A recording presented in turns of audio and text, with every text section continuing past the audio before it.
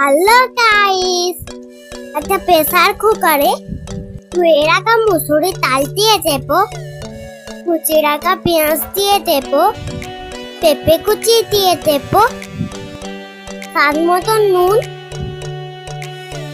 লঙ্কা গুঁড়ো, হলুদ গুঁড়ো, পরিমাণ মতন তেল দিয়ে একই সাথে মাখিয়ে নেব।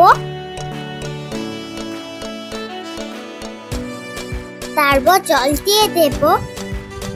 এবারে প্রেসার কুকারে ঢাকনাটা দিয়ে দুটো সিটি মেরে নেব। বন্ধুরা, ডালটা এখানে সিদ্ধ হয়ে গিয়েছে। এবারে ডালটাকে ভালোভাবে ছেনে নিতে হবে। তারপর একটা খুন্তির সাহায্যে পুরো খেতে নেব।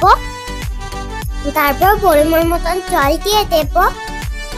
তোমরা আমাদের ভিডিওটাকে লাইক, কমেন্ট, শেয়ার, সাবস্ক্রাইব করে দিও প্লিজ। তারপর 6 মিনিটের জন্য আমি ফুটিয়ে নেব। বন্ধুরা, এই পেঁপে ডালটা একবার বাড়িতে করে দেখবে, খেতে অসাধারণ হবে।